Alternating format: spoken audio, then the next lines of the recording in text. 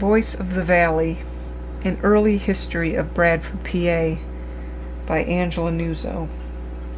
Down from the 7 valleys they're coming, with no roads to follow and no signs to lead the way, only faint trails left by native people whose hunting grounds this used to be.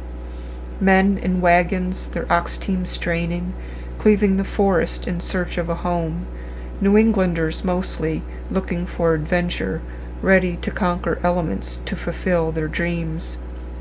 Their numbers are few now, but this will not last long, for they've spotted the treasure that lies at my floor. The Tunanguat, so named by 6 nations, the wide-mouthed creek gives life to us all. The men with their axes, stump levers, and hoes clear lots for their cabins built out of pine. Squared to fit or chinked with red mud, the massive logs are thought only a nuisance. Felled are the mighty that stood for so long, replaced by a farm to grow turnips and corn. Fetching the family on a long journey northward, the men return and they settle, and my future is born.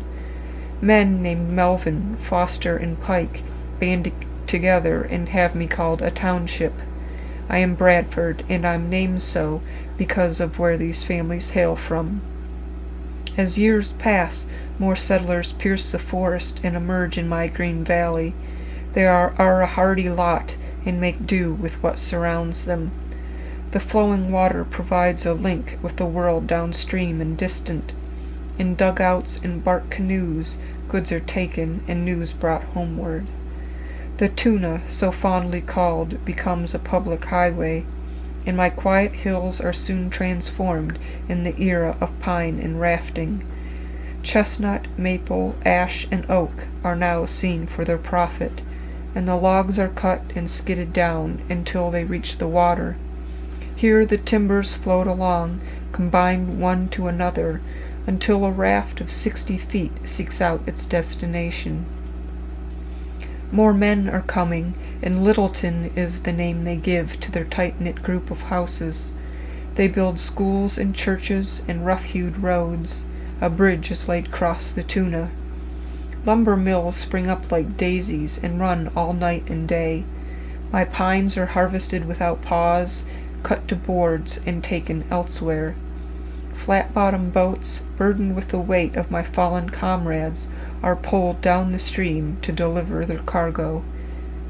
A man named Kingsbury buys 50,000 of my acres. He joins the lumber industry and orders that the main street be built around his mill pond. His land holdings are dispersed among the settlers, who become permanent fixtures in my long life. The old red store is being built, and its paint is made with clay from my own hills. A post office is planned, and the townspeople, no longer content with being a little town, agree to rename me Bradford. A rumble in the distance warns me that times are changing. Dozens of my strong-willed brothers travel for days away from me. I am sad to see them go, and know that many won't be coming home again, but their cause is dear to them, these bucktails of McKean. As war rages in fields beyond my viewing, new men begin trickling in with eyes so bright and hungry. They want to take from me something I hold inside, and for years they persist with their poking and prodding. The spring pole makes a few successful on the outskirts of the town, but nothing can prepare me for the grief that is in store.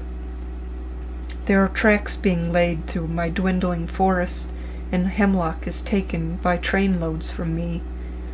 A commotion is rising from my once quiet haven, and suddenly my black blood roars into the sky. I can feel it leaving me, being pushed out by pressure, and I wilt in upon myself, knowing what is to come. Small tracks are being built to haul the black gold. The peg-leg creeps unsteadily onward. People from everywhere converge upon my valley like locusts descending from the sky. Towns appear where none should have to, Tarport the most wicked of all. In just 4 years, my beautiful village grows from 500 to 4,000 people. My slopes are stripped bare of anything natural, and derricks grow thick like the trees.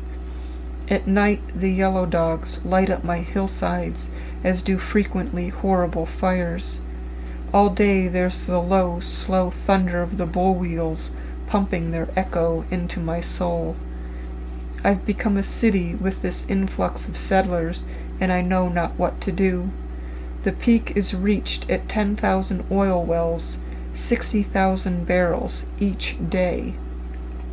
I grow weary now, and my body suffers. I think back and remember gentler times.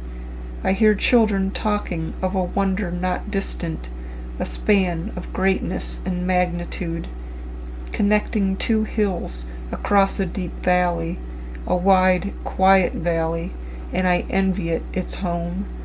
But only for a moment, for I relish what I've lived, and I feel secure in my future as it lies with my children, because I will always take care of them, and they will look after me, as only family can.